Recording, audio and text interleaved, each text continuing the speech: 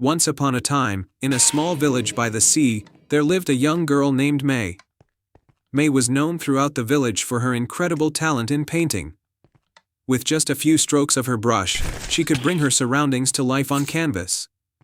Her paintings were so vivid and beautiful that it felt as if the ocean waves were crashing right in front of you or the flowers in the meadow were swaying in a gentle breeze. But despite her talent, May was poor. She lived with her grandmother in a tiny, run-down cottage at the edge of the village.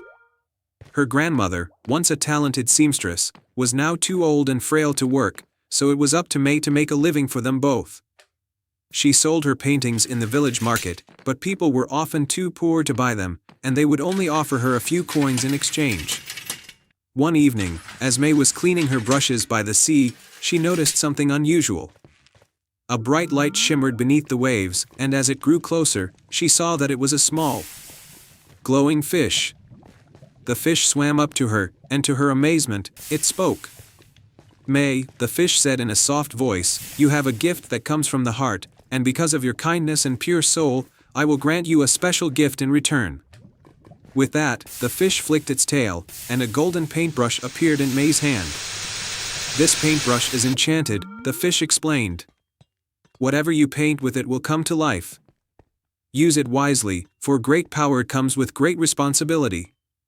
Before May could say anything, the fish vanished back into the sea, leaving her standing on the shore with the glowing paintbrush in her hand. The magic begins. Excited and curious, May hurried back to her cottage. She set up a blank canvas and dipped the enchanted paintbrush into her paints.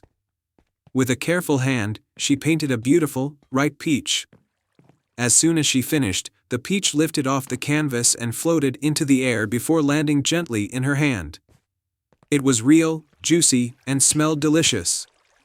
May was overjoyed. She rushed to her grandmother and showed her the magical peach. Her grandmother, though surprised, smiled warmly and shared the fruit with May.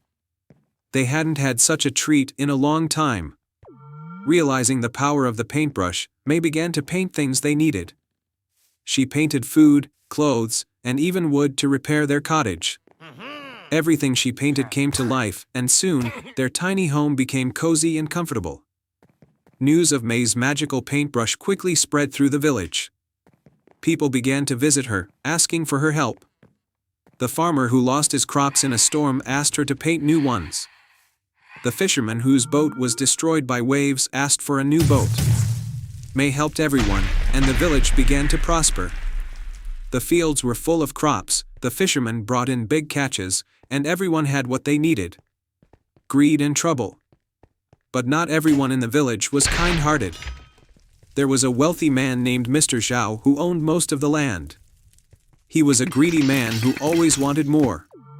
When he heard about May's paintbrush, he decided that he must have it for himself. One day, Mr. Zhao visited May's cottage. He pretended to be kind and offered her a bag of gold in exchange for the paintbrush. But May, knowing the brush was a gift meant for good, politely refused. Mr. Zhao was furious. He was not used to being denied what he wanted. He ordered his servants to take the paintbrush by force, and they did. They snatched it from May and locked her in her cottage so she couldn't stop them. With the enchanted paintbrush in his possession, Mr. Zhao began to paint. He painted a huge pile of gold, and just as he finished, the gold appeared before him. He laughed greedily, thinking of all the wealth he could now create. But as soon as Mr. Zhao reached out to touch the gold, it crumbled into dust. No matter what he painted, precious jewels, grand palaces, or luxurious clothes, they all turned to dust the moment he tried to claim them. Frustrated and enraged, Mr. Zhao returned to May's cottage. He demanded that she tell him why the paintbrush wasn't working for him. May, calm despite her situation, replied, "The paintbrush was a gift for a pure heart. It will only bring to life what is painted with kindness and good intentions." Mr. Zhao didn't believe her. In his greed, he decided to paint a mighty army to take over the entire kingdom.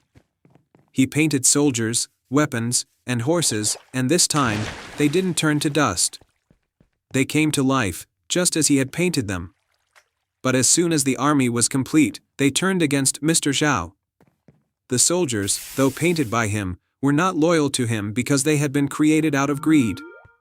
They chased Mr. Zhao out of the village, and he was never seen again. A village of joy. With Mr. Zhao gone, Mei was free once more. The villagers, grateful for all she had done, helped rebuild her cottage, making it even more beautiful than before. Mei continued to use her enchanted paintbrush, but only for good. She painted gardens that bloomed with the most beautiful flowers, streams that flowed with crystal clear water, and birds that sang the sweetest songs. The village became a place of peace and happiness, thanks to Mei's kindness and her magical gift. She never used the paintbrush for herself, always thinking of others first. And because of this, the village flourished, and the people lived in harmony.